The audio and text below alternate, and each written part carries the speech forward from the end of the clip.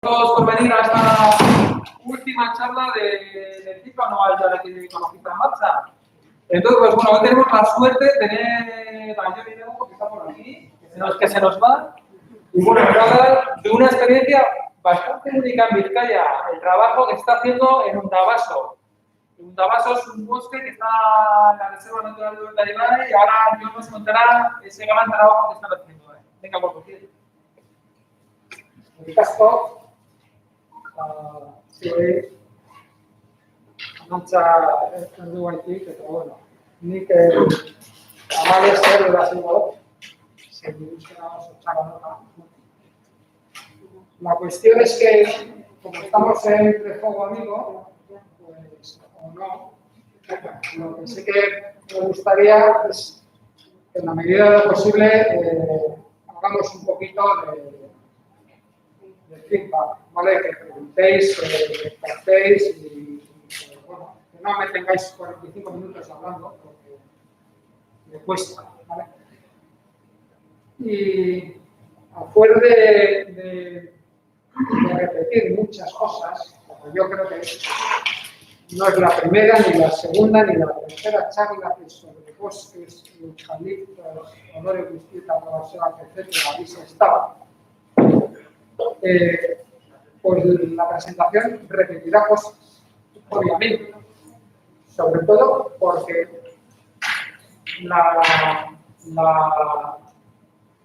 actuación de Lurreya se fundamenta en algo, no es una cosa que se nos ocurrió a unos iluminados un día, sino que formaba parte de una serie de inquietudes por nuestra tierra, por la situación ambiental de nuestra tierra. Entonces, fundamentalmente, la pregunta que nos hacemos nosotros es esta: ¿dónde están nuestros bosques? Esta es nuestra principal preocupación hoy en día en la Fundación. La Fundación empezamos con otra serie de actividades, como más multidisciplinares, siempre con esto de fondo, porque luego ya veremos cuál es el mayor problema de trabajar con nuestros bosques, o con nuestros futuros bosques mejor. Pero con el paso del tiempo hemos ido encaminando, pues igual en un 95% de nuestra preocupación, de nuestros medios y de nuestra dedicación al tema de bosques. Porque realmente vivimos en un territorio que debería estar lleno de bosques, pero está lleno de árboles, que no son bosques, ¿vale? Y valga como ejemplo este mapa, ese gráfico, nos indica aproximadamente la distribución potencial de qué especie o qué ecosistema, pues el más representado en nuestro territorio, que sería los robledales mixtos, ¿vale? Es decir, cuando hablamos de robledales, hacemos mal. Igual hacemos bien porque es lo que nos ha quedado. Y ya explicaremos o hablaremos por qué nuestros robledales son tan pobres, ¿no? Pero lo que es obvio es que de la distribución potencial del robledal a la realidad, pues podéis ver que obviamente en la zona mejor representada de la del este de Guipúzcoa, donde sí que hay unos robledales potentes, y luego la otra zona así mejor es esta zona, que es la zona de Murcia, Zuria, esa zona, ¿no? Al final, si veis los inventarios forestales, os quedéis sorprendidos, porque de repente pone Vizcaya 20.000 hectáreas de bosques mixtos y robledales. Habría que ver, ¿eh? Yo no me lo creo, pero claro, igual resulta que en una foto aérea, una masa de 2 hectáreas que tiene 3 robles y 8.000 rolinias y lacacias está considerada como robledal, ¿no? Pero la cuestión es que al margen de la superficie, mejor o peor, luego lo que tenemos que ver es esto. ¿Cuántos robledales de más de, por ejemplo, 400 hectáreas hay en Euskadi? ¿Cuántos de entre 100 y 400? 5, y ya me parece mucho. Claro, eso no quiere decir, seguramente estará más cerca de 100 que de 400. Pero, por ejemplo, en Vizcaya tenemos uno aquí, ¿veis? Ese puntito, son 200 hectáreas de un robledal adhesado que está en la Peña del Cuadro, a caballo entre Vizcaya y Cantabria. ¿Vale? Y el resto, aquí creo que hay uno, el árbol de la rica está ahí, como bosque, poca leche. Entonces, ¿esto de qué nos habla? De que efectivamente hay mucho menos de lo que debería haber. De hecho, en Vizcaya se calcula que solo el 5% de la superficie potencial del robledal mixto tiene robles en su terreno. Y luego pues está el tema de la fragmentación. No vamos a entrar en temas así muy complicados porque tampoco merece la pena, pero lo que también hay que tener en cuenta es que mejor tener un robledal de 400 hectáreas desde el punto de vista ecológico que 400 masas de una hectárea que tampoco van a ser dispersas. Vale. Ya nos metemos en vena, porque claro, por un lado tenemos la ausencia de masas autóctonas, pero por otro lado tenemos la problemática de por qué han sido ocupadas, las tierras donde debería haber robles por pinos y eucaliptos. No es una cuestión baladí, o sea, es una historia muy bien controlada, con una trazabilidad muy clara y realmente, salvo en ocasiones que también ha salido, por supuesto, no hemos cortado hielos o robledales para plantar pino en Monterrey. No, eso a veces se dice, pero no es verdad. Realmente lo que hemos hecho es aprovechar el abandono rural cuando se industrializó el territorio, años 50-60, para en arromales y helechales plantar pinos. Pero generalmente, y digo que conocemos todos los casos en los que no ha sido así, no se han cortado masas autóctonas para plantar pinos. Pero claro, o sea, no vamos a volver con lo de siempre, porque volver con lo de siempre nos vamos a aburrir. Dices que con la industrialización no se han cortado, es que se han recortado antes. Claro, En el siglo XVI, claro, mira, en Euskadi creo que Alberta Santana tiene catalogados, no sé si son 60.000 baserris. Para cada baserri, y tened en cuenta que tarimas, escaleras, paredes forradas por dentro, suelos, todo era roble, vigas, se necesitan 300 robles para cada baserri. 300 robles de distinto tamaño. Entonces, en la zona cantábrica vasca, sobre todo, que es la de mayor densidad, en Guipúzcoa-Vizcaya, se ha favorecido el roble, porque el roble era bueno para tres cosas: uno para hacer carbón, otro para el tema de la construcción naval y otro para la construcción de viviendas. Entonces, en nuestro territorio se han favorecido en zonas bajas roble y en zonas altas hayas para precisamente esas tres actividades. Pero mientras el Foro Viejo de Vizcaya imponía una obligación, era que por cada árbol que se cortaba tenías que plantar 4. El Foro Nuevo de Vizcaya, siglo XVII, ya no dice nada. Entonces, Vizcaya y Guipúzcoa van creciendo en gente, van descuidando sus bosques, de donde sacaban materia prima, y a principios del siglo XX, Vizcaya no tenía bosques. Vale. Tenía bosques en el divisorio y ahora estarían los encinares en zonas como la roca no nos genera, no podemos elaborar la roca, ¿no? Pero ya es una mayoría. De hecho, si lees a Pascual Madó, sus crónicas, verás que en todos los sitios de Vizcaya y de la Guipúzcoa cantábrica había, como este hombre pasaba por todos los pueblos y decía qué recursos tenía, sobre todo haciendo mucha incidencia en la caza, por ejemplo. En todos los pueblos de Vizcaya había perdices, liebres, chita, sí o sí, terrenos baldíos o no, bajos y bosques. Entonces, a principios del siglo XX, Vizcaya aparece sin arbolado. Es una cosa que, por ejemplo, en fotos viejas de Guernica, con el tema del bombardeo y tal, se ve que hacía humo y todo eran praderas y cultivos. ¿Vale? En Vizcaya se ha cultivado el trigo hasta hace 60 años, en donde se podía, ¿vale? En el siglo XIX, guerras carlistas, batallas, incendios, desamortización, porque la corona y la oligarquía y los ayuntamientos estaban posiblemente endeudados y vendían sus comunales.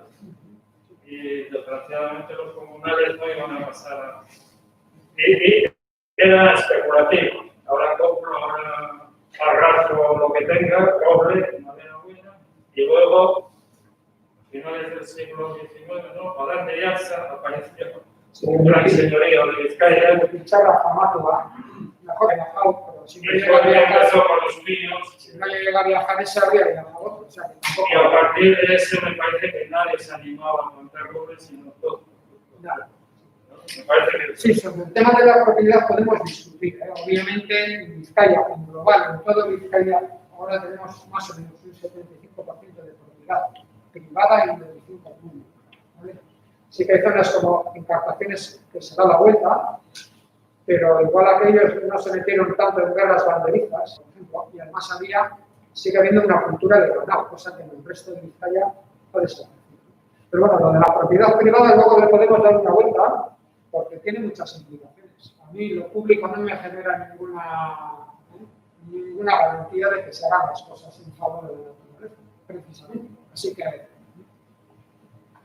bueno, de todo esto no vamos a hablar, porque yo creo que es un poco reiterativo, ¿no? ¿Qué problemática genera la actividad forestal intensiva? Todo esto, más cosas. Más cosas, como puede ser el uso de fitosanitarios a saco. Durante muchos años se ha estado utilizando el dividín contra la profesionaria. Ahora se quiere utilizar el óxido cuproso contra las 3 bandas que hay, que es una combinación de 3 hongos, 2 bandas rojas y una banda marrón. Bueno, en definitiva, esto no dista mucho, salvando las distancias y salvando el medio, de cualquier actividad agraria que se desarrolla hoy en día, diría que en Europa. Es decir, de los cultivos de cereal, de girasol o de soja, es brutal. No sé qué cantidad de mierda se echan a los cultivos, que debe ser un bicho, debe ser un insecto, debe ser nada. Es decir, hemos entrado en una fase de intensificación terrible. Somos cada vez más, el campo cada vez tiene menos gente, hay que intensificar para seguir generando recursos y, aunque lo haga, al cultivador, pues que siga generando un mínimo de recursos a ellos mismos, ¿no? Esta es una palabra que es muy bonita, pero pues, hemos manipulado tanto que ya hoy en día, pues bueno, nos vamos a quedar con la parte buena. ¿Qué generan los bosques? Y la pregunta más importante para mí, por lo menos, es que nos tienen que generar algo a nosotros. O sea, tenemos que trabajar en favor de los bosques porque nos generan algo a nosotros. Es decir, seguimos siendo el centro del universo, seguimos teniendo una visión antropocentrista de la naturaleza. Vamos a trabajar en favor de ellos porque nos devolverán el favor. Pues aunque no lo hagamos por eso, sí que es verdad que los bosques seguramente nos dan mucho más. O sea, hoy en día un árbol vivo vale mucho más que un árbol vivo. Eso lo sabemos todos. Pero, sin embargo, los bosques son el lugar de la mayor cantidad, por decirlo de alguna forma, de biodiversidad que tiene cualquier otro ecosistema. Es decir, una zona húmeda que está llena de aves acuáticas, un desierto, obviamente, que tiene pocos, zonas de mar que son muy ricas, como los bosques, que son el ecosistema que más debería ocupar el planeta, son el reducto de biodiversidad más grande que hay. No hablo solo de una selva tropical, donde puede haber 400 o 500 especies de árboles, donde en Vizcaya no hay un bosque que tenga 30 especies de árboles, sino que realmente, bueno, pues es que es así, es que no hay otra. Está constatado. Hay ciertos países, sobre todo de Latinoamérica, donde se trabaja mucho con el tema del pago por servicios ambientales, es decir, tú conservas bien tu bosque para y haces una gestión saludable de tu ganado, para que todo el agua que baja de tu parcela no baje contaminada y podamos beber. Bueno, todo eso está bien, ¿vale? Eso debería ser siempre así. Es decir, eso es una buena gestión. Pero nosotros en esa historia no estamos, no buscamos turismo, no buscamos hasta luego en el proyecto que os vamos a enseñar. Lo que nos gustaría es que fuera una reserva integral, es decir, lo que tanto miedo le da a la gente decir una reserva de niños, es decir, que no entre nadie, que ni siquiera el ser humano pueda disfrutar. De hecho, vais a ver algunas de las actuaciones que hacemos que son tendentes a que nosotros no entremos en el campo. Ya tenemos carreteras por alrededor, disfrutemos del paisaje, pero no interaccionemos hasta tal extremo que lo sigamos alterando todo con mucha buena voluntad. Como ahí no aparece, ¿Cuál? ¿cuál es tu opinión sobre el cambio climático? Como se estaba leyendo en los bosques. Como función reguladora del cambio climático. Bueno, es que es lo más actual y bueno, no sé si eso lo hablamos un poco o...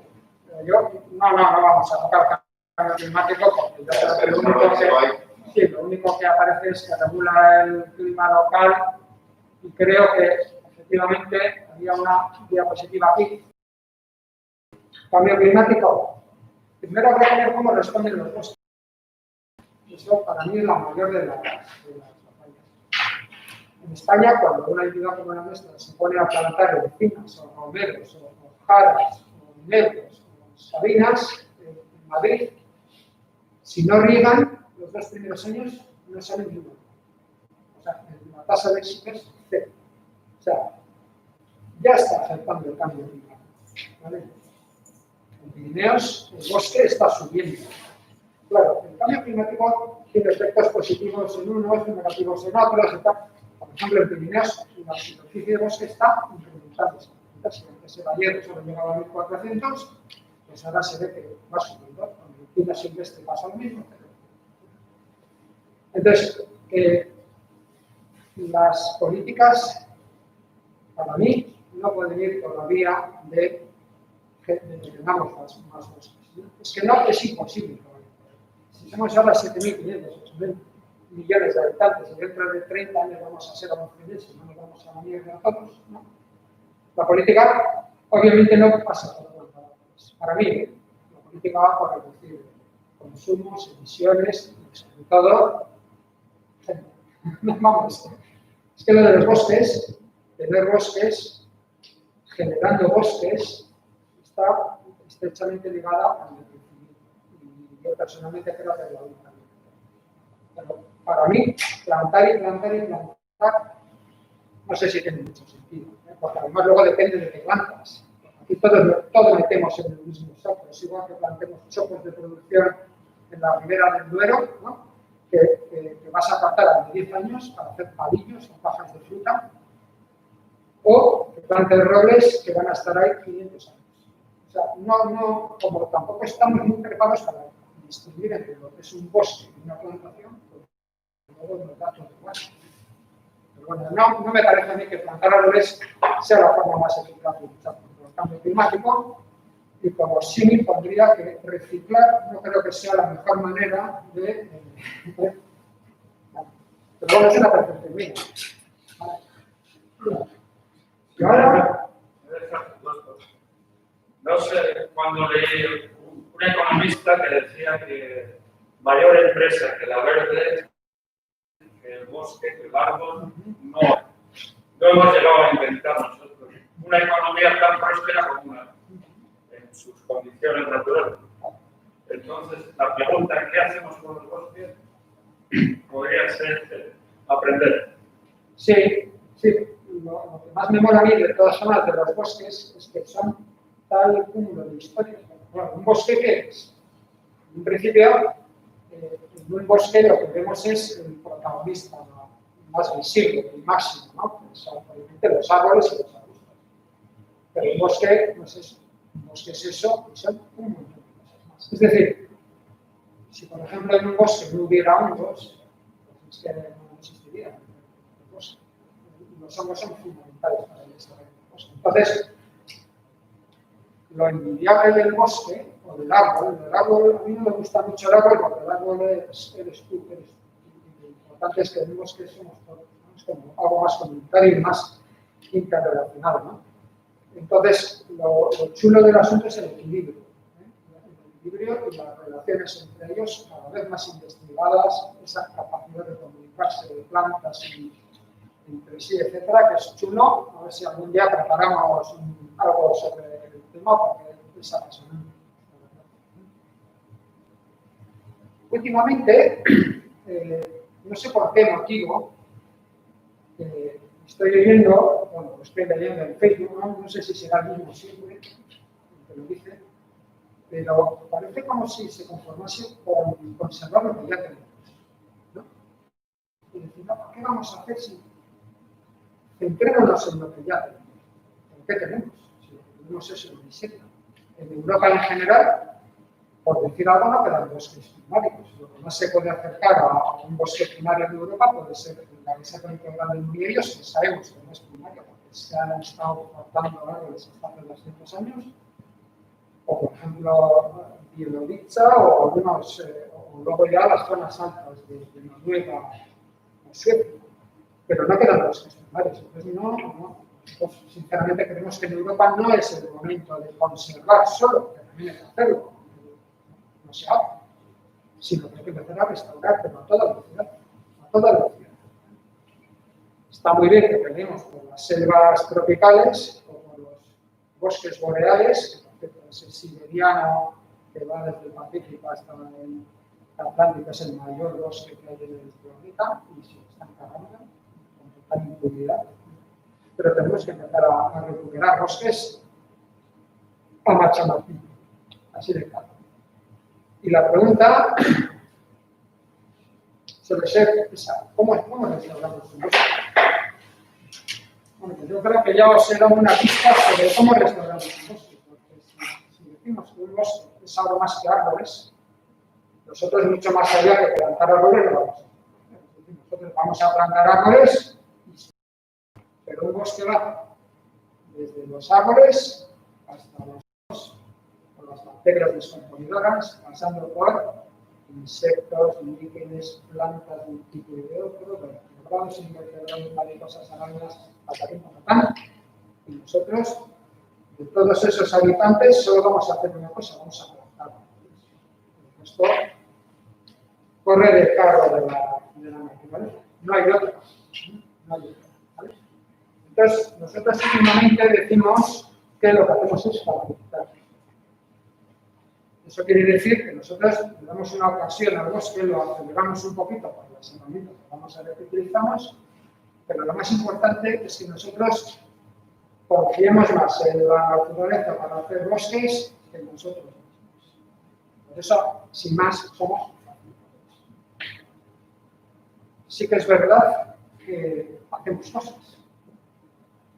Lo más importante es hacer el cambio de uso, es decir, con algo que nos cede o nos vende un terreno donde generalmente había pinos y eucaliptos y lo que hacemos es quitar esos cultivos y plantar otro. Hay que hacer muchas cosas.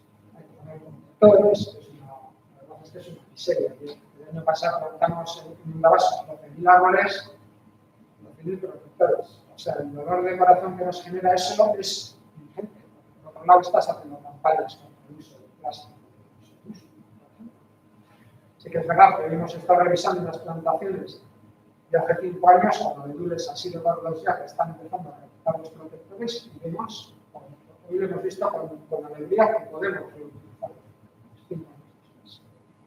No solo los protectores, sino la estaca de falsa caza que utilizamos. O sea que hoy nos hemos dado doble alegría porque primero vemos que los árboles han crecido ya. En 5 años tenemos árboles de 6 metros, robles de 4, con unos troncos así, algunos bichos, o sea, una maravilla. Y podemos reutilizar todo ese material, lo cual la verdad es que nos quita un dolor de cabeza interesante.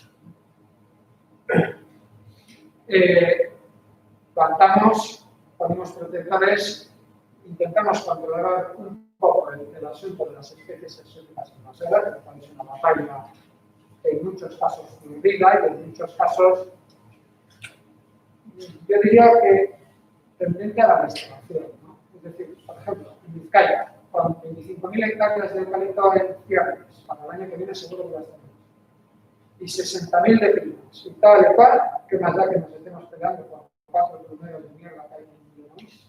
O sea, cuantitativamente es importante eso. Seguro que Edu dice que sí, que Edu hay que matar todos los primeros, no hay que dejarlo, eso ya lo sé. Pero es realmente prioritario. No digo que sea un problema nuestro, sino que a veces me da la sensación de que, pensando de forma un poco paranoica, nos inducen a pensar que si pegamos con esas 4 mierdas, que mientras tanto nosotros seguiremos plantando historias varias, ¿no? Bueno, sobre todo, lo más importante de lo que hacemos respecto al bosque es, aparte de meter algunas especies más de las que monstruosamente encontramos, pues porque realmente, lo que decía antes, en altura hemos priorizado, hemos favorecido el haya, que era la mejor especie para el carboneo, y en las zonas bajas hemos favorecido el roble y el castaño. El castaño nos proveía de frutos y además nos daba el material necesario para la cestería. Hace 100 años no había bolsas de plástico, había que hacer cestos y las cosas bajabas a la plaza el lunes de la mica en cestos, no bajabas en bolsas de plástico ni en 4 latas, burro y cestos, nada más. Para todo eso se utilizaba el castaño, que además nos daba castañas interesantes, etc. Entonces, metemos especies que se han ido perdiendo por el uso intensivo. Eso también es intensivo. Es decir, teníamos robles, teníamos castaños, los olmos, los fresnos se usaban para mangos, sobre todo, bueno, olmos, arces, pilos, esos están desaparecidos en el combate. Pero tienes que ir a Urquiola, a sitios con mucha menor presión, para encontrarlos. Llevamos, entre lo que hemos encontrado, o sea, 4 o 5 especies de árboles que son muchos ya, por cierto. Y nosotros hemos metido como 4 o 5 más que menos en todavía en Bilbao, que son las 3 especies de servales, el tejo y nada más. Creo que todo el resto y el manzano. El resto todos, uno aquí, uno. En 150 hectáreas hemos encontrado un kilo. O hay un grupito de árboles, 4 o 5 en la esquina, o bueno, el Salis caprea pues aparece disperso, pero claro, el nos ha llevado a tener masas casi puras, roble, acebo, abedul y castaño. También es verdad que los suelos ácidos favorecen esas especies. Bueno. Entonces, una de las cosas que nos interesa es meter un poquito de libertad, no de forma mayoritaria, con cada 100 robles que plantas, que se producir algo. Entonces, sobre todo, luego lo que nos motiva mucho es que haya una sucesión de cosas. Hoy hemos estado viendo esa parcela que os comentaba, maravillosa, y para nosotros es tan maravilloso ver una avenida de 5 metros como que haya plazas de 2 metros. Las dos cosas son un daño maravilloso. Esto es lo que os decía, la edad que metemos en los árboles. ¿Y cuál es el problema para gestionarlos? Es decir, por ejemplo, la Diputación en sus manos tendrá los 50.000 hectáreas. ¿No? Pero para nosotros, ¿cuál es el problema? Para plantar árboles, aprender a plantar, comprarlos en un vivero, eso no es problemático. El problema es acceder al territorio. ¿Vale? Así que, para esto, hace siglo y medio, los yanquis inventaron esta figura. La que Euskadi lleva desde 2003, 2004, de forma regular, pero por ejemplo en Vizcaya la primera de las acciones de historia del territorio fue aquí en Bilbao. Ellos no lo saben todavía, pero la fuente del Tarín del Pagasarri no es más que historia del territorio. Se compró un terreno para darle otra orientación que no fuera la de producción forestal. Bueno, luego, claro, luego la gran cagada es darle a la Diputación para la gestión de eso. Eso ya es desconocer un poco el funcionamiento. Pero bueno, igual en aquellos tiempos, pues las cosas eran un poco diferentes, no teníamos tan claras. Pero en cualquier caso, ese es el primer paso de custodia del territorio en Euskadi, que yo conozco. En definitiva, supone el contacto, la relación, el acuerdo entre un propietario público o privado con una entidad privada. Privada, porque no es pública, pero nos gusta más llamar social, es decir, frente a lo gubernamental, social, no frente a lo público o privado. Sobre ese tema público-privado se puede hablar mucho. Igual luego le damos una oportunidad. ¿Vale? Por ejemplo, todas las parcelas que compra la fundación por ley de fundaciones, en caso de disolución de Urgaya, tienen que pasar a otra entidad que tenga los mismos objetivos que Urgaya y que, por lo tanto, garantice, como están garantizados ahora, el buen final de esas parcelas. Es decir, nosotros no podemos vender esos terrenos a nadie para que hagan chales o planten árboles. Es imposible. Para que nosotros imaginemos un terreno que hemos comprado, tendríamos que pedir permiso al protectorado, que es el Ministerio de Gobierno español, y no nos daría permiso, aparte que no lo haríamos. Pero bueno, la gran ventaja, aunque parezca mentira, os va a parecer mentira, yo soy yo así soy. Yo me considero un tío de izquierdas. Y sin embargo, por lo que veo cómo ha gestionado nuestra tierra el Estado, principalmente ya buscar el bien común, pues me he convertido en un adorador del tema privado, porque no importa tanto, al menos en lo que hacemos nosotros, claro, porque no importa tanto de quién es la titularidad de un terreno, sino para qué lo vas a gestionar. Si los vizcaínos, por ejemplo, todos vosotros sois propietarios de Vizcayas, todos, ¿no? Vizcaya, la Diputación Foral de Vizcaya tiene 2.000 hectáreas de eucalipto de producción. Todos somos propietarios de eucalipto. Por cierto, estaría bien decir que si los vizcaínos somos 1 millón, no sé cuántos somos, 2.000 hectáreas hacemos igual lo que les pido es que 100 metros cuadrados de eucalipto que los quiten. O sea, hacer una sublevación de ese tipo. Porque al final lo importante no es de quién es la titularidad, sino a qué está destinado. Estos terrenos son privados, porque están a nombre de una entidad, no es gubernamental. Sin embargo, el objetivo es un bien público, son los bosques. ¿Vale? Y sobre todo, claro, nosotros no nos sentimos de nada. Nosotros, cuando alguien nos dice vosotros, nosotros siempre decimos nosotros. ¿Salís enterados con eso? O sea, nosotros somos nosotros, no sois vosotros. Todo, esto es todo para todos nosotros. ¿Vale? Entonces, ese tema de público-privado, que por cierto, es muy gracioso cuando hablamos de, no, es que Álava está muy bien porque tiene mucho suelo público. Eso no es verdad. Álava está muy bien porque no hay eucalipto que soporte 800 metros de altitud. Ni hay pino radiata que soporte 800 metros de altitud. Ese es el tema. Álava está bien por eso. No porque sea público, sino porque no es un terreno bueno para producir. Donde es bueno para producir, tenemos bosques, o tenemos tribales y cereal. No es cereal. Así que, junto con los... Una pregunta, volviendo a la que iba de antes, no entiendo cómo funciona la gestión. No sé si el propietario del terreno os pide alguna renta que sacaría en caso de tener plantaciones.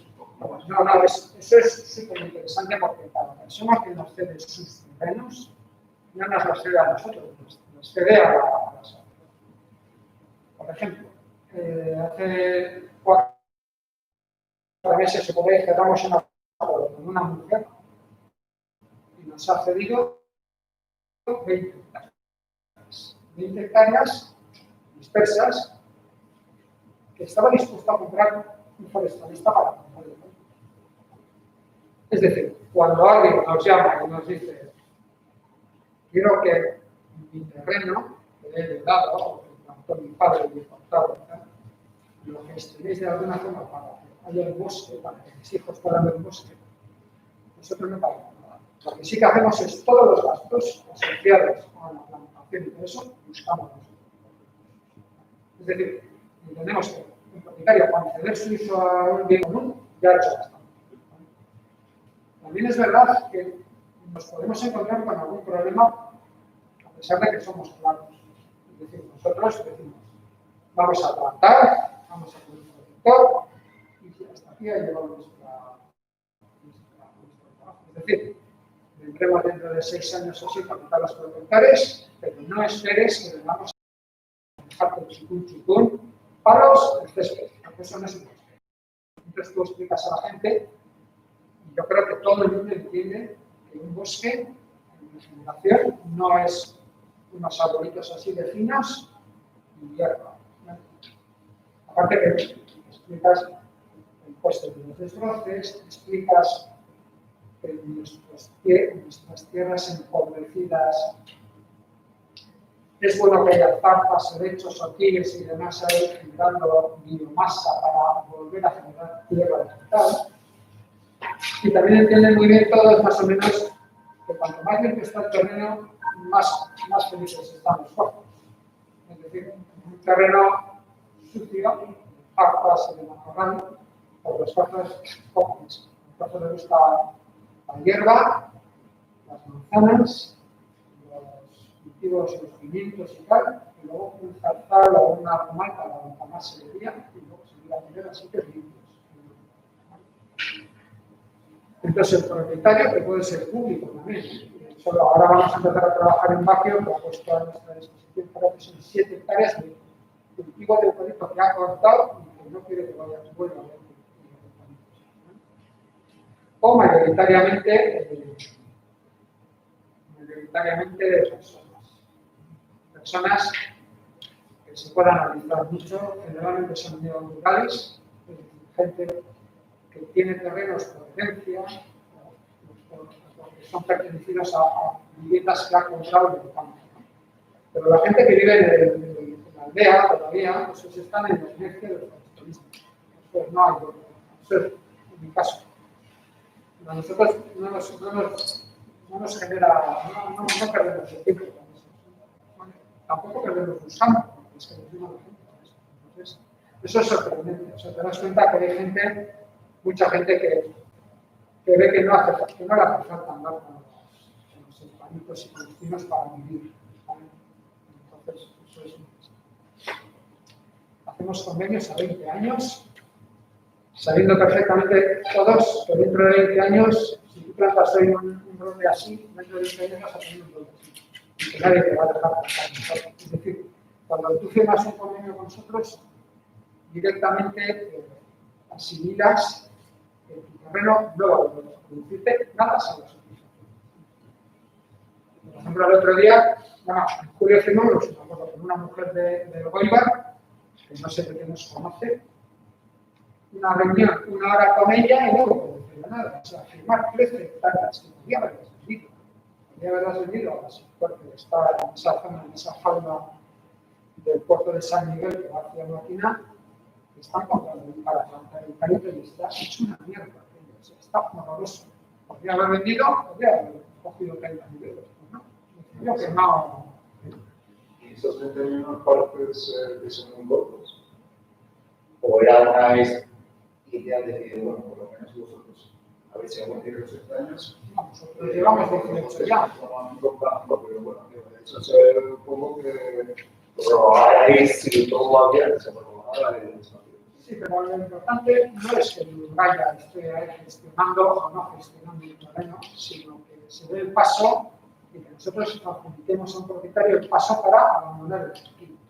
Al final, pero ahora, por ejemplo, tenemos en los convenios que hacemos tenemos una cláusula que dice que si tú, o sea, nosotros este año plantamos 1.000 árboles, ponemos 1.000 protectores, nos gastamos 5.000 euros, si tú el año que viene cortas, todo eso, y plantas eucaliptas los tienes que limitar por la cantidad.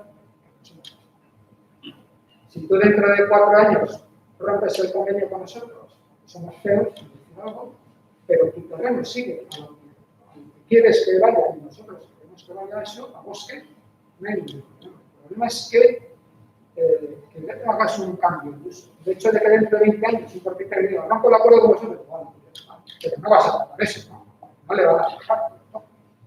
Pues no da igual. Es decir, en nuestro inventario de hectáreas quitaremos 1,5, pero seguirá habiendo 1,5 de bosque. Es igual que esté en nuestras manos o no. Ahora, pues en poquitas y faltas chiquitas, las van a ir todas a las cosas unas 500. Pero nuestro es fácil. Plantas árboles y te olvidas del tallo. Bueno, no es una cosa excesivamente costosa. En el inicio sí, pero bueno. Pero, por ejemplo, dentro de esas 500 están 75 de un acuerdo de custodia con el Ayuntamiento de Llanes, que no hemos tocado. No hemos hecho nada. Ver qué hacemos allí, de dónde sacamos pasta y todo eso. ¿Se podría dejar sin plantar nada cómo evoluciona, solamente fijándose cómo va creciendo, si crece algo, si la puede ayudar, o Sí. es una cosa que falta que mucho tiempo sin mirar? No, nosotros lo hacemos, de hecho. Nosotros, ahora paso al proyecto de Navaso, y en Navaso, por ejemplo, hace 5 años o por ahí, compramos una parcela de 6 hectáreas, cuyo pinar se había cortado ahora hace unos 15, y nada, eso ni vemos. A ver, ahora aquí.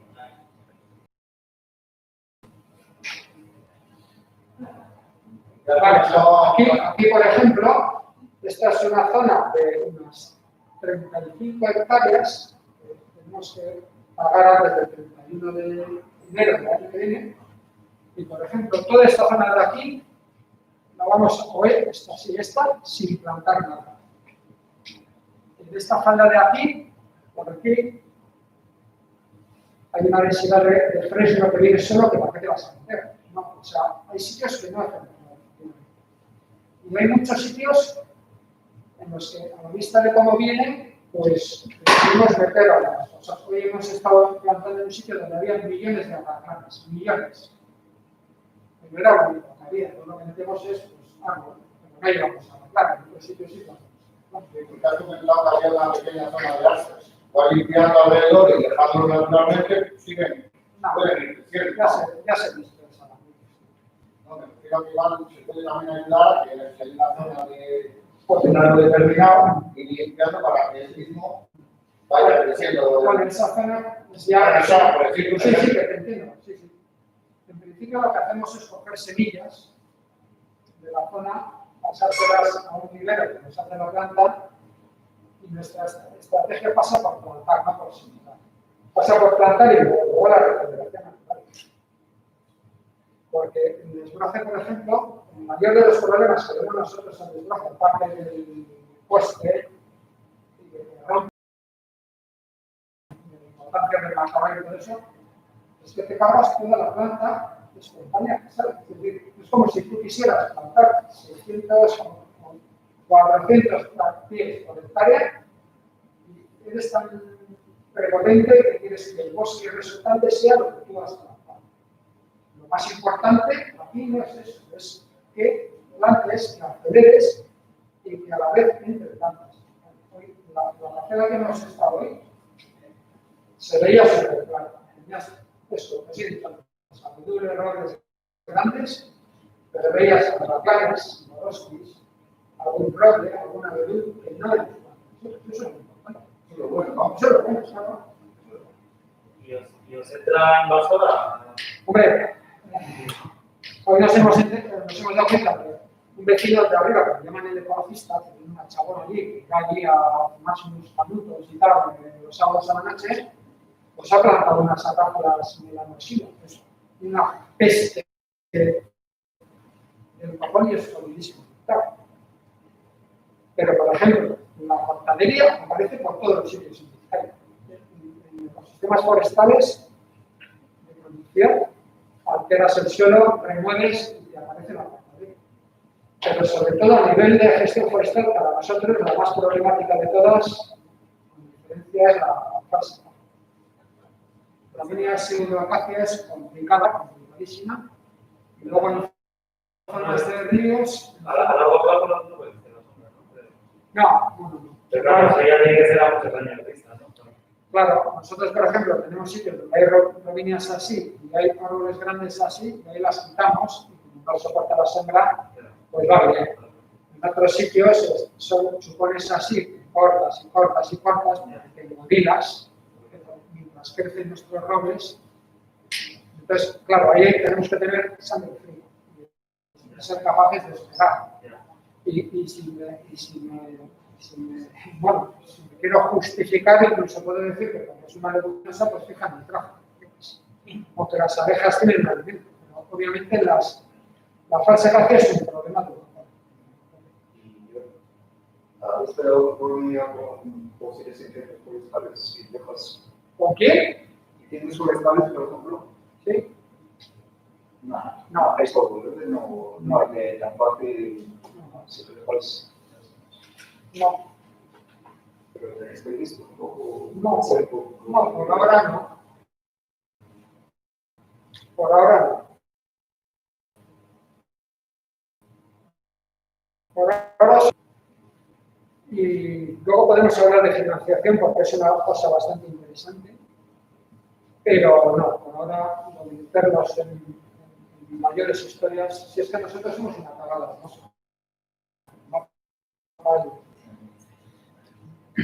Tengo entendido que cuando un eucaliptal está sentado también es muy difícil. Sí, pero no es tan complicado. Yo prefiero un eucaliptal que una masa de falsa. Sí. El eucalipto, una plantación de eucalipto, ya sabéis que una de las virtudes o los beneficios para el propietario es que tú lo cosechas y rebrota de cepa y la silvicultura la reduces entre cuarta y cuarta para seleccionar uno de los pones o dos de los pones. Hay gente que ni siquiera hace eso. Nosotros lo que hacemos es cortar el rebrote unas cuantas veces, que en ocasiones es una o dos. Es que depende mucho de qué número de aprovechamiento sea en la última tala. Si en la última tala es el tercer aprovechamiento que hacen de la parcela, pues el rebrote está castigado. Ya no va a tener vigor. Entonces tú, cuando tienes las ramas así de altas, las cortas y el hecho de hasta aquí llegado. Entonces nosotros sí que tenemos el orden de unas 20 hectáreas que eran de eucalipto y que esa estrategia la verdad es que sin químicos ni nada, nosotros no usamos nada químicos, funciona. No, yo a mí de mi eucalipto si no me des falsa acacia, ni falsa acacia, ni mimosa de una ni mimosa de otra. Las mimosas son complicadísimas. Se me ha ido un poco la pinza antes. Vale. Vamos a pasar al proyectito este, que ahora, bueno, pues es gracioso porque hemos puesto de fondo ahí un helecho, que precisamente no hay, bueno, queda lo mismo, no sé. Cuando habláis de helechos y de eso, porque igual si lo callo no aumenta la capa. Bueno, este es un helecho paleotropical, se llama Stenoderma pozoides. Es uno de los varios, porque son muchas las especies de helechos que tienen su núcleo central de población en Macaronesia, y que con un momento de calentamiento climático se fueron expandiendo pasaron a Europa, con glaciaciones con periodos más fríos, se quedaron acantonados en valles, entonces en valles costeros, normalmente, cuando hay sorpresas en el interior. Entonces, por ejemplo, Stenoderma, Bulgarnia aralica, Sculpita macrocarpa son helechos que se llaman paleotropical. Este es uno. Entonces, al hilo de esto, Indabaso es el nombre de un baserri que está ahí, donde ves, donde pone 2008, ahí está el baserri que se llama Indabaso. Entonces, término municipal de música, iglesia del Barri, no les llegáis a los del barrio, porque no es barrio, es Igurri, no les llegáis a los de Igurri, que es música, cuando os fueran, pues no puede ser. Bueno, pues eso, reserva de la biosfera, y en la reserva de la biosfera todos los arroyos, casi la inmensa mayoría de los arroyos están incluidos en la red fluvial de Urdaibai como zona de extracción de conservación dentro del red fluvial. ¿Vale? ¿Eso genera alguna implicación en la conservación? Pues a nivel forestal muy pocas. Sí que es verdad que ahora se están poniendo un poquito más duros, sí que el último cruz es un poco más duro, pero realmente se siguen plantando eucaliptos ahora a 2 metros. Y si nadie lo denuncia, en 6 meses, pues no. Así que así seguimos todavía. La cuestión es que gracias al acceso nuestro a las parcelas, hemos accedido ya a gestionar 7 kilómetros de arroyos, que en unos casos son así, en otros casos son así. No hay grandes ríos. Pero todos están incluidos dentro de Red Natura, que es el gran espacio de conservación europeo. Arroyos donde no hay especies emblemáticas, por ejemplo, no hay rana ibérica, que es un endemismo ibérico, pero bueno, hay cangrejo autóctono, que no se sabe si se encuentra. ¿Tú qué crees que es autóctono? Sí, ¿no? Nos vale para conservar, nos vale de disculpa para conservar. Sí, yo creo que también. Habrá que quedarnos en este tema. Todos los arroyos están dentro del plan especial del visón europeo, pero yo creo que no hay un visón desde hace años. Está bien. Seguimos utilizando el visón, pues para, por ejemplo, que las cotas de pinares cercanos a arroyos o que haya que atravesar con la maquinaria no se ven en un video completo, etc. Bueno. Entonces, hasta el año pasado gestionábamos 100 hectáreas aproximadamente. Está la localización.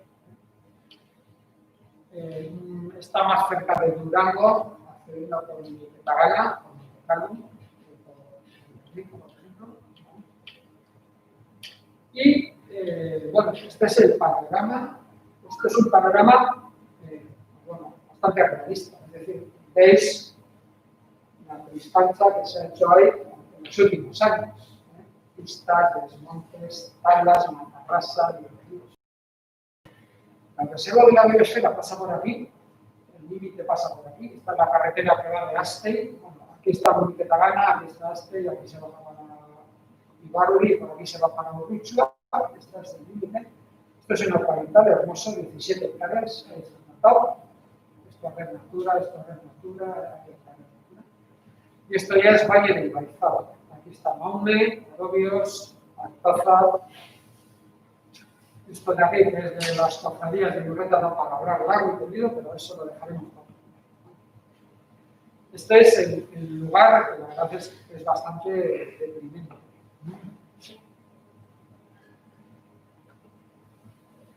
Y la evolución es esta. Seguimos con nuestra teoría de intentar aglutinar. Siempre nos van a quedar pequeñas islas, como los galos, ¿no?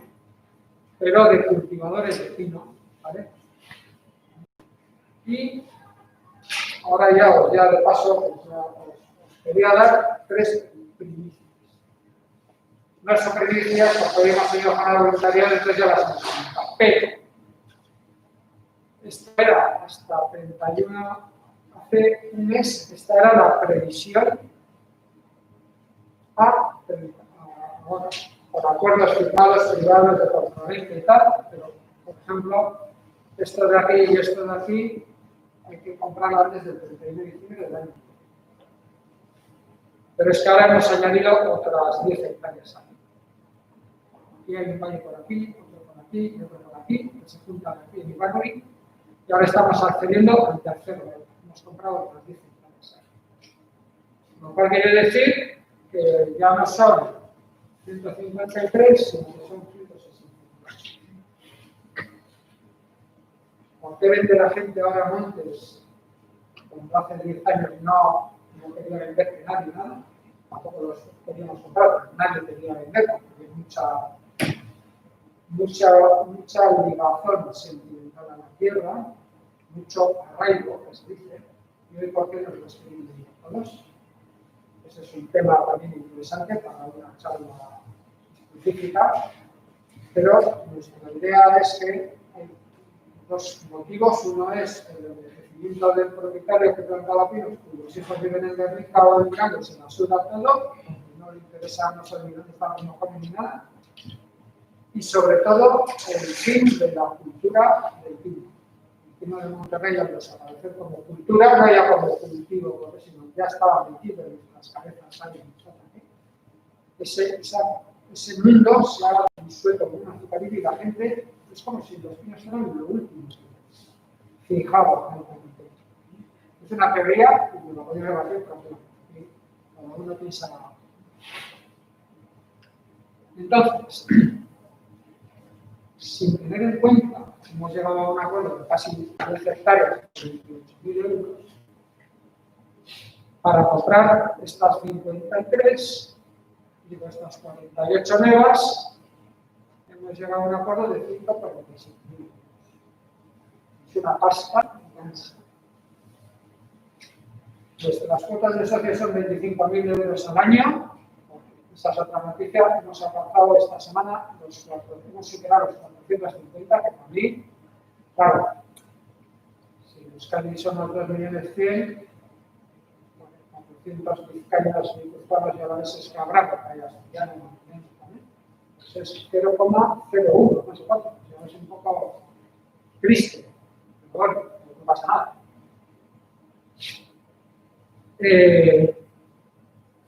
Ahora mismo ya de estos nos faltan por pagar, ahora mismo a los 40.000. Pero otra primicia, esta es interesante, aunque no debería decirla hasta que no esté el dinero en el banco, porque no me fío un pelo, es que nuestra mala Diputación Foral de Vizcaya ha tenido a bien concedernos una ayuda para plantar robles. Cuando digo robles, árboles, acero, también. Es decir, la misma ayuda que dan a los plantapinos, o a los plantapinos, dan este año a nosotros. Y nos dan 28.000 euros. Y directamente van, casualidad, a la nueva compra que son 28.000 euros. No bien sino lo siguiente. ¿Vale? Así que estos son los números. La verdad es que aquí no sé si es un error o no es un error, pero tampoco merece la pena andar ahí pegándose mucho. El precio que estamos pagando por hectárea es alto, ¿vale? O sea, ahora mismo el precio por hectárea ronda, depende del sitio, del acceso de pistas y tal, más o menos, más entre 1.500 y 2.000 euros. Eso es lo que se está pagando. Nosotros aquí llevamos años ya pagando 3.000. Pagamos 3.000. Bueno, pues es un acto voluntario de inflacionar para que no entre gente que quiera comprar terrenos para comprar el precio. Ya que estamos ahí esforzándonos, pues mejor esforzamos. ¿Puede ser un error? Puede ser. Bueno, el otro día me llegó a la igual comprábamos nosotros en EA un terreno que estamos comprando. Porque nosotros pagamos 6.000 euros de hectárea. ¿Sabe eso? No me acuerdo. Sí que es verdad que estamos empezando a trabajar en Guipúzcoa y hemos comprado 7 hectáreas en oficio por 2.000 euros. Ese es el precio más o menos mercado. Pero esto es, bueno, nos hemos pasado posiblemente, bueno, yo creo que acertadamente, nos limiten las hectáreas. Entonces, bueno, pues entre que hemos accedido a esa ayuda de Diputación que nos negaron hace 2 años por el artículo 33, seguimos subiendo nosotros, el crowdfunding va de maravilla.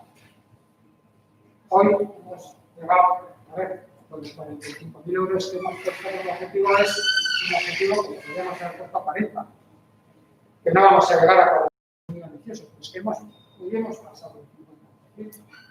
O sea, los euros de recaudación para comprar, o sea, a mí me parece que está en coño, marinera, ¿eh? Vamos. Así que, generalmente, yo que soy muy crítico con cómo somos como sociedad, a veces consideramos que somos un poco injustos en pensar eso, porque generalmente además nos rodeamos de gente participativa, solidaria, de que no sé si viene lo mejor al entorno de la fundación o qué, pero no, yo creo que no podemos decir que somos una castaña de sociedad, aunque a veces parezca que sí, ¿no? Entonces, el tema de la financiación es relativamente compleja, ¿no? Pero, por ejemplo, el año pasado, el año 2019, el 75% de los fondos que utilizamos para toda la actividad del año, incluyendo fondos para la reforestación municipal, el 75% era de origen privado. Es decir, de socios, de donaciones, de personas, de donaciones de empresas, de compensaciones de emisiones de CO2, por ejemplo, que hacen algunas empresas, de un acuerdo con la Fundación BBK para hacer un vaso sola, que la verdad es que nos ha llevado muchísimo tiempo, muchísimos esfuerzos, pero ha resultado muy bien. Entonces, yo creo que el año pasado tuvimos unos ingresos de 150.000 euros, que fue el récord mundial, o sea, no volveremos. Y con eso, y el 75% era de origen privado. El resto público, pues es que no sé, pues un ayuntamiento que hace una participación. El año pasado intentamos relanzar por 6.000 euros una plataforma de voluntariado ambiental en Vizcaya que acabamos de dar. El gobierno vasco, sus 15.000 euros de voluntariado, que este año ha aumentado las ayudas de voluntariado. O sea, realmente poca cosa.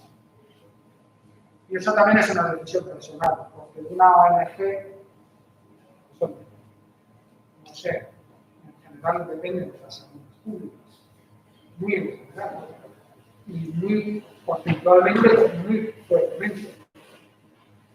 Y para nosotros así no debe de ser, pero también hay que ver que apoyo tenemos las ONGs en este país, es bastante poco, ¿vale? Entonces, claro, ¿qué vas a hacer? Tienes que hacer algo, tendrás que buscar las soluciones.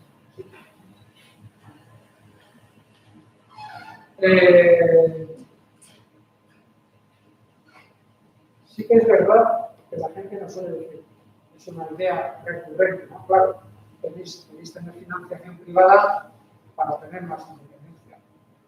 Nosotros, si por ejemplo accedemos ahora a una ayuda forestal de Diputación Foral de Vizcaya, y hay que decir algo, que tampoco solemos decir mucho, pero si hay que decir algo, lo vamos a decir.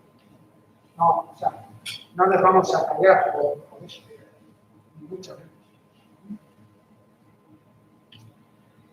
Entonces, pues, ahora mismo para financiar esta operación, no llegamos. Pues, es para lo que hemos empezado una nueva campaña que hicimos hace 3 años o 4 otra. Y esta lo que busca es tener 45.000 euros, que no vamos a sacar de altivo, pero yo sí que creo que entre 27 y 30 ya llegaremos, y es una cifra que a mí me parece que es un paso. Sobre todo porque viene un tío de Valero, existe como más. También hay que decir que al día de hoy el 75% de las donaciones son de gente de Vizcaya. De Vizcaya y Guipúzcoa yo creo que nos acercamos a 90. Es decir, que seguimos esforzándonos más por lo local. O sea, sí que está bien, ¿no? Pero ahora mismo que están saliendo tantos grupos de trabajo, en Eibar, en Oibar, en Salaluce, en tal y cual contra los eucaliptos, me parece que tienen una visión como muy reducida a su principio. Eso, lo que se llama el síndrome NIMBY, a mí me genera mucho recelo. Porque hasta ahora no han dicho nada, tenían el 90% de su superficie forestal llena de pinos, no era un problema. Ahora estamos en esa moda. Pero eso viene a que seguimos, nos sigue importando más el patio trasero de nuestra casa que lo que pasa haciendo. Será, pues, supongo que es una cosa de naturaleza humana, lógica, ¿no? Pero entonces, sin más, ahora hemos empezado, esto parece una carrera mercantilista. A mí me da un poco de pudor a veces. Primero sacamos una campaña de captación de fondos y ahora sacamos una campaña de bonos para que la gente regale a su pareja o a su niño o a su alumna un bono de música. Que no es nada, es una chapela que pone favorecido a que haya 150 euros por la música. Pero bueno, la gente, la verdad es que a mí personalmente me enorgullece mogollón la participación. Este rincón de aquí, por ejemplo, es la zona que por ejemplo, no vamos a tocar nada. O sea, sí que tenemos un par de lecus en este terreno de 30 hectáreas que vamos a dejar de funcionar. Pero el protector, que es una miseria, también nos da muchas pistas. Es decir, tú todo lo que plantas, salvo los bosques, todo lo proteges. Por lo tanto, en una parcela, dentro de 4 años o 5, vas a ver cuántas plantas acompañan a salir. El protector va a ser funcional. El protector tiene mogollón de ventajas para nosotros. Primero es el tema del costo, luego es el tema que al no desbrozar ni hacer nada de eso, limita la competencia de lo que has plantado con cartas y demás. Y luego nos viene muy bien desde ese punto de vista científico, que todavía no hemos explorado como deberíamos, pero supongo que algún día empezamos a hacer conteos. Van a estar, dentro de 10 años nos damos cuenta que hemos estado haciendo. Bueno, Eso no, bueno, hay que... De todas formas, plantar árboles tiene varias vertientes. A nivel estado de vertiente social, es importante que la gente vaya, se manche de árboles, se explique las cosas. O sea, eso es súper importante. Y luego también es importante meter especies que se han perdido localmente. Quizás en la parte de concepción, Nosotros de la gente, colegios, no, lo de los colegios a nosotros sí que bueno, colegios, visitas guiadas, sí sabemos llevar de vez en cuando algún para el turismo también, igual en alguna zona poder... Espero que no salga en el correo hay un No, me refiero por también puede llegar a los pueblos al lado, al turismo, Sí, organizar alguna cosa que también... sí, yo tengo pronosticado que alguno de los No, paseos de no, sino que también igual, por ejemplo, si hay una casa de una cerca, igual puede hacer unas visitas y eso también es bueno para... ahora estamos en estar callados. Para la vez, no para nosotros. Pero de vez en cuando, por ejemplo, el año pasado sí que llevamos a un par de colegios a plantar árboles, sí que no es para que vengan padres con niños, aunque se diera antes la mitad de árboles, sí es bueno. Igual más por el padre que por el niño. Muchas veces vienen los padres por los niños, pero te das cuenta que el que necesita algo es el padre, no el niño. El niño ya aprenderá lo que le vea al padre. Pero hoy, por ejemplo, hemos hecho una jornada de 18 personas, hemos plantado 300 árboles, mientras chiflaba el picamanero negro, o el pica negro, para mí que sería el mitólogo del hijo. Y luego hemos dedicado 1 hora a explicar cosas. Bueno, entre antes y después habíamos dedicado 1 hora a explicar cosas en 2 horas y media.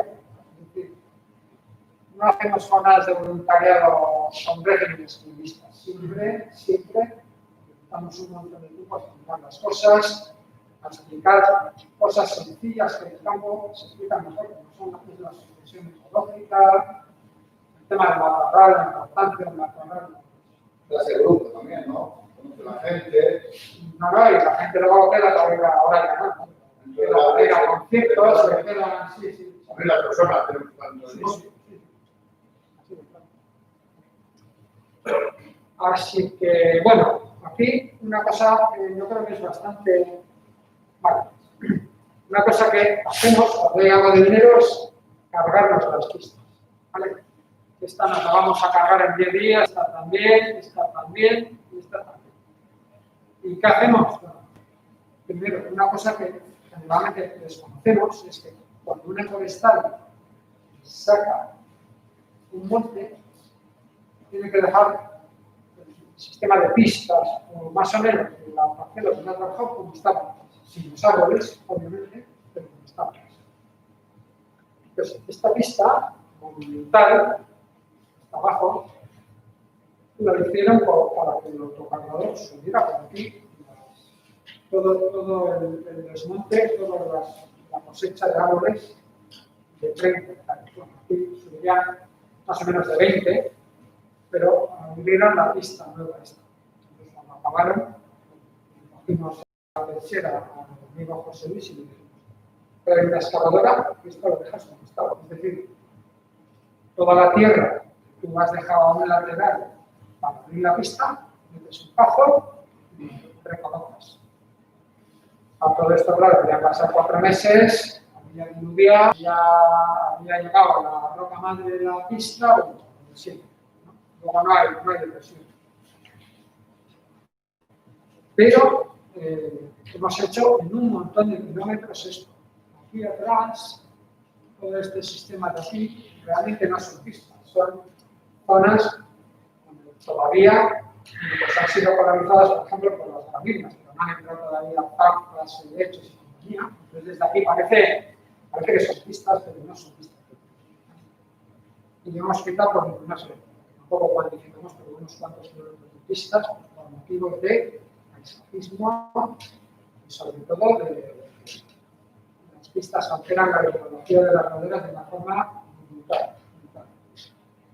Cuando la mitad del río baja por aquí, quiere decir que no baja por aquí. Así que no hay más. Y el agua tiene que bajar por aquí. Entonces sí que hacemos esto. Esto es lo único de restauración, de eliminación de pistas.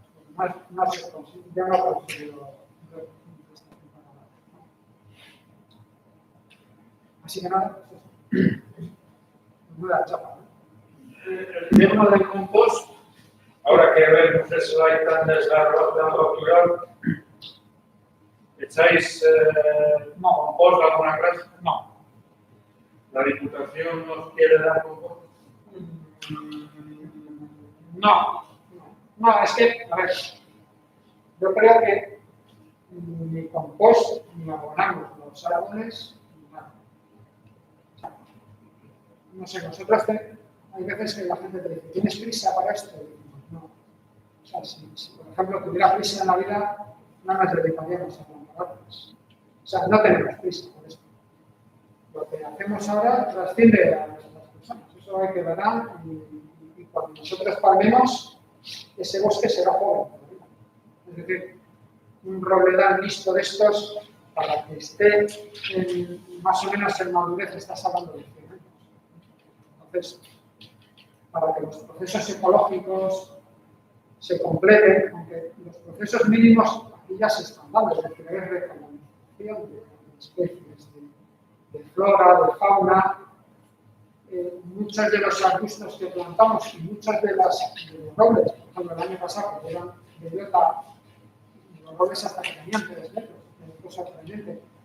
Pero lo que es la dispersión de semillas de lo que hemos plantado, eso ya no también, ¿no? Desde el pasado, que hay aquí, de Gonzalo, de Mirnos, compañía. Entonces, esos procesos básicos ya se están dando. Pero no podemos tener prisa. Hombre, a ver, nos encanta ver que un árbol que has plantado hace 20 años sea así mejor. O sea, eso es memorable. Pero aportar un compost no se nos ocurre, no se nos ocurre nunca. Mira, yo a la vista del panorama, todo lo que estamos viendo aquí, esto me recuerda cuando yo era un crío que miraba los escaparates de las pastelerías y me miraba todo y pues, no tenía a mi alcance, no estaba a mi alcance de todo eso, ¿no? Entonces, claro, la inmensa mayoría de la gente vivimos emparedados entre cementos. Entonces, claro, yo cuando veo y paso la lugar que vive entre naturaleza y tal, con una proporción muchísimo más mayor. Si vas a la costa azul francesa, o yo qué sé, o vas a zonas de Estados Unidos y ves lleno de árboles y viviendas por allí, incluso barrios de Madrid, de 30 o 40, tienen cantidad árboles alrededor de las casas de 3 alturas, tal, eso, cosa que aquí es impensable, claro. A lo mejor yo estoy muy distorsionado. No, hay que conformarse, pero luego estamos viendo que la realidad en la que vives, oye, no me gustaría vivir rodeado de árboles. Bueno, no está a mi alcance. Ese es un debate interesante en cuanto a la relación del territorio. Es decir, es mejor tener a la gente acumulada en Santuchus, por decir algo, esos 50.000 habitantes, ponerles a todos una vivienda unifamiliar y ocupar media vecina. ¿Qué es mejor? Ese es un debate de clase. Tú has puesto el ejemplo de California. En California las casas no están rodeadas de bosques. Las casas están construidas en los bosques. Claro, es diferente. O sea, el matiz es totalmente diferente. Es decir, allí la gente se ha metido en el bosque directamente. ¿Qué pasa?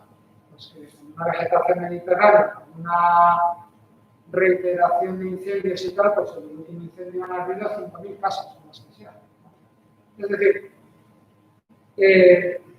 nos acumulamos y dejamos de jorobar a la naturaleza o queremos todos vivir con un árbol diferente. Ese es un debate clásico, ¿no?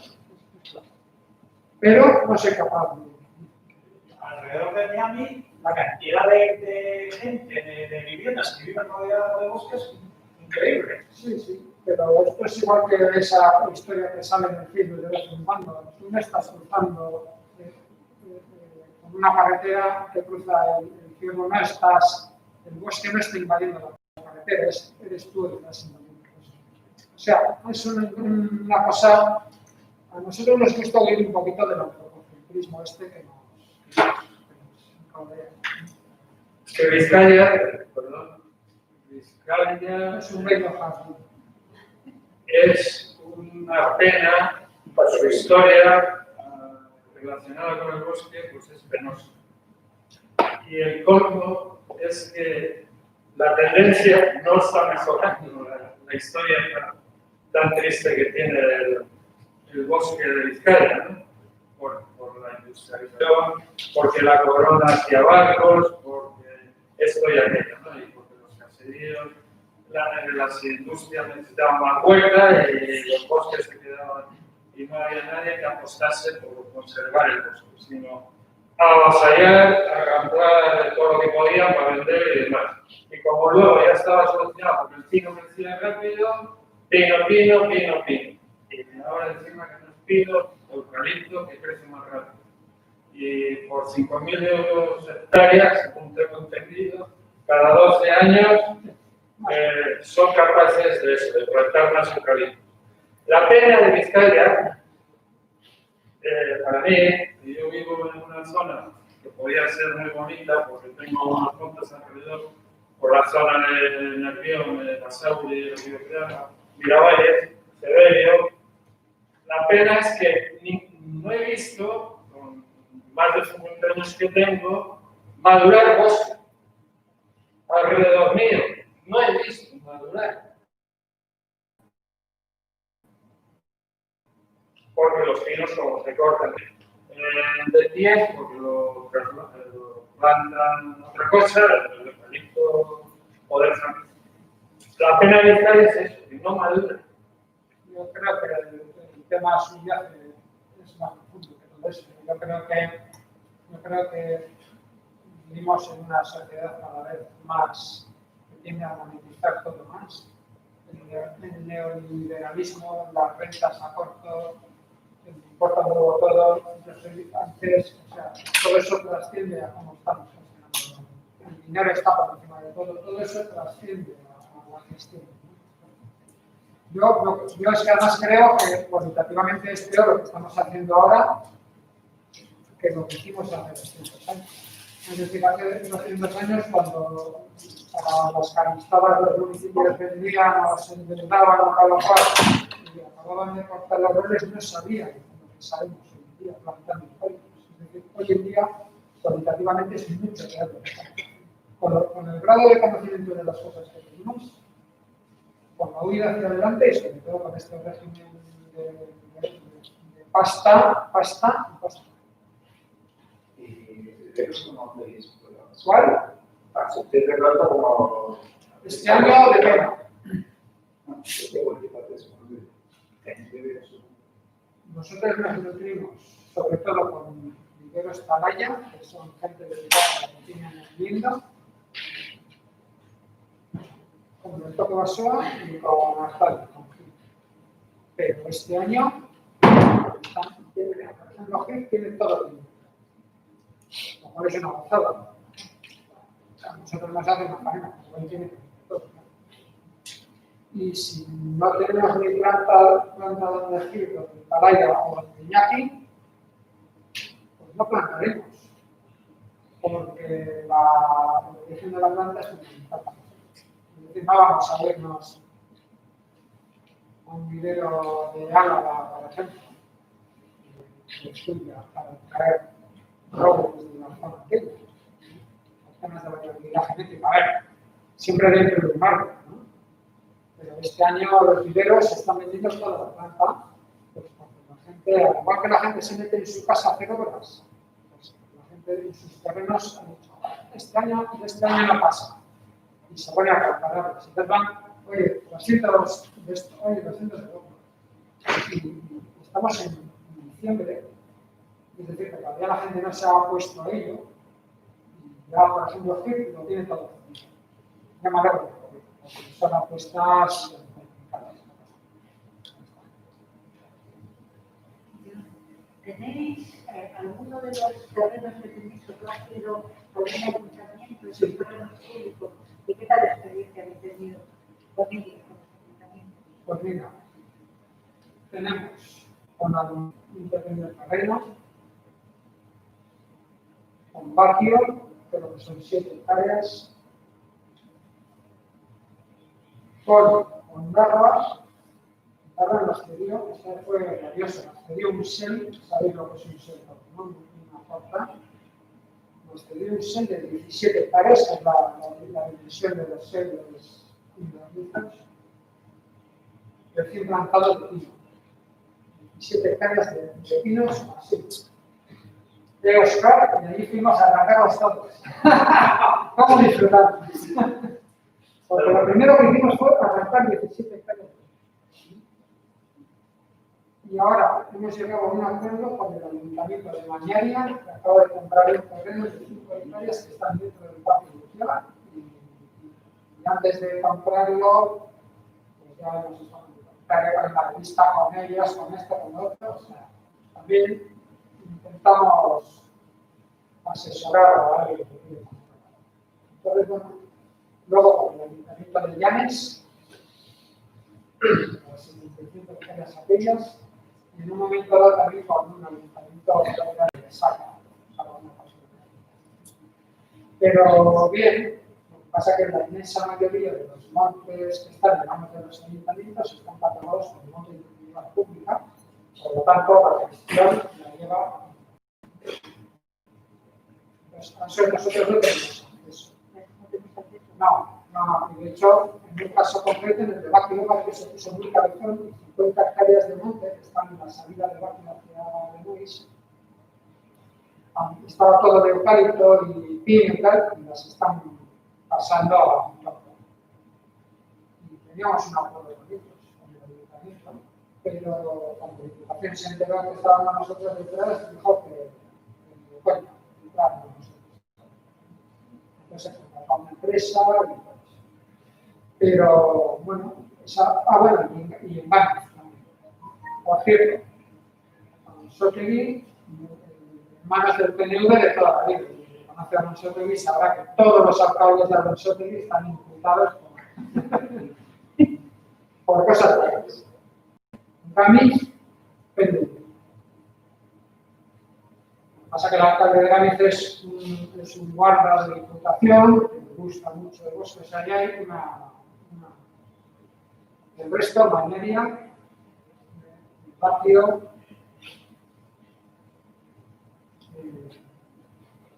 Ondarroa, Llanes y Izquierda. Es decir, luego resulta que los propietarios no importan mucho, si son de un bando o son de otros. Por ejemplo, en Matrícula, pues, hay cosas muy graciosas. una proliferación de conectores humanos de gente de HI.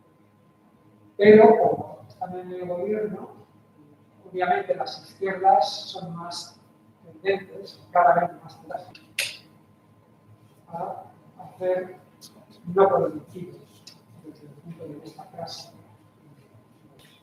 Sin ánimo, ¿Sin ánimo de qué? sin ánimo simplemente escuelamente me puedes, si conoces, cuando dices que es la Diputación la que se encarga de la gestión De los MUC, de los montes públicos, o de unas parcelas o lo que sea, la Diputación sí que se manifiesta que se basa en una empresa particular, en un grupo que ya está formado en Euskaldun y Caído, o en que no, bueno, a ver, que se concreta. hasta ahora, a ver, yo siempre digo que el sector forestal no es un lobby. Un lobby se crea para hacer presión, para favorecer tus intereses. Pero aquí no hace falta hacer ninguna presión, aquí ya está todo establecido, aquí ya está todo perfectamente estructurado. Entonces, estamos ante un sector. Arriba de todo está el gobierno vasco y abajo están los comunitarios. Y entre medio pues, está la administración. Los MUC tradicionalmente se han hecho siempre a producción de madera. Por ejemplo, creo que España tiene 1000 hectáreas de madera, un monte de ya son. Y que pueden acabar en proliferar en la térmica, en la biotérmica. Una parte, obviamente, claro. Ahora está muy de moda la economía circular, el tal, el cual, y la biomasa se nos va a poner chula. Cuando la biomasa, creo que hay estudios que emiten más carbono. Entonces, sobre la pregunta que yo te decía, entonces la Diputación no tiene un equipo, ¿no? No tiene un equipo. No. Es el particular el que se encarga de buscar A ver, los unidades vamos a de ver, servicio. ahora me estás hablando de un propietario privado, ¿no? Por ejemplo. De monte de utilidad. No, los montes de utilidad pública pertenecen a los ayuntamientos. Lo que pasa es que los ayuntamientos, por sistema general, para no hacerse cargo de la gestión, ceden la gestión a la Diputación y decide qué plan, qué trabajos científicos hace y cuándo cosecha. Y se queda, creo que, un 25% mínimo para un fondo de mejora. Y el resto lo invierten en el ayuntamiento, es decir, los ayuntamientos perciben ingresos. Pero las decisiones, salvo que el ayuntamiento se ponga muy cabezón, son de un técnico de Diputación. La Diputación creo que tiene 4 o 5 técnicos, Rafael Gartabra, de Aitor Omar, Patatín Patatán. Y, por ejemplo, ha habido unos años que ha habido un técnico en un día, pues, estaba en la zona de Durango, y de acuerdo con el ayuntamiento, unos cuantos montes de Durango nos ha pasado el propio. Se cortaron los pinos y se ha pasado el propio.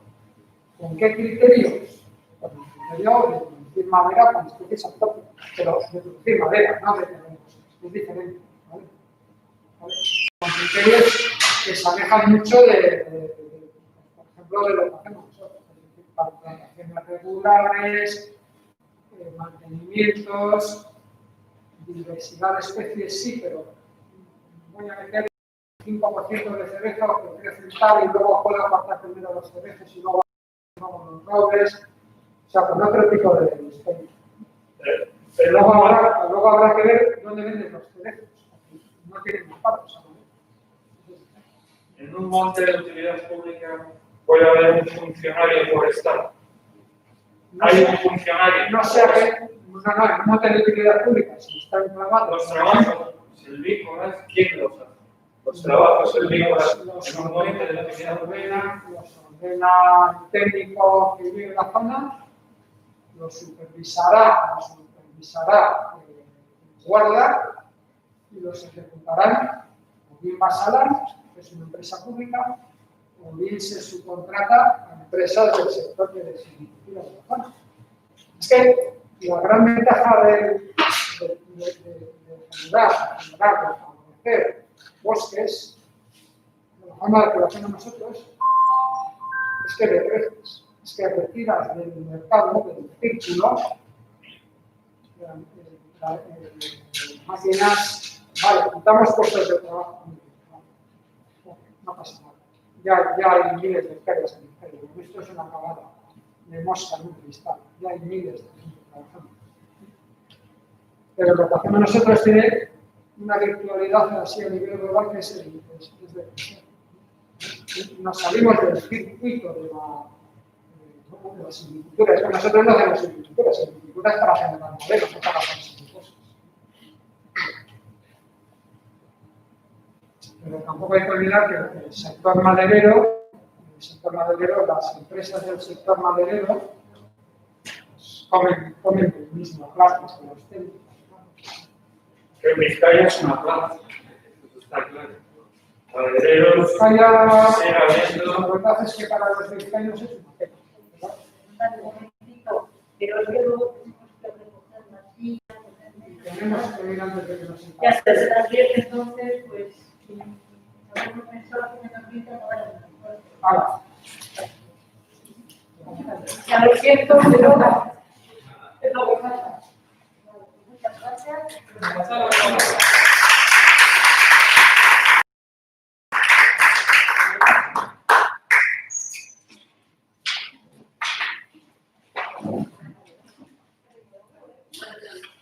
Bueno, primerán, ¿eh? Venga, primerán. A ver, espera, que no vamos a quitar las filas.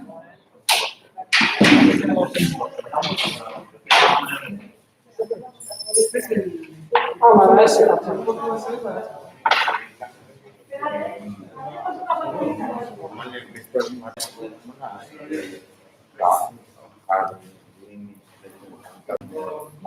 Por nombres de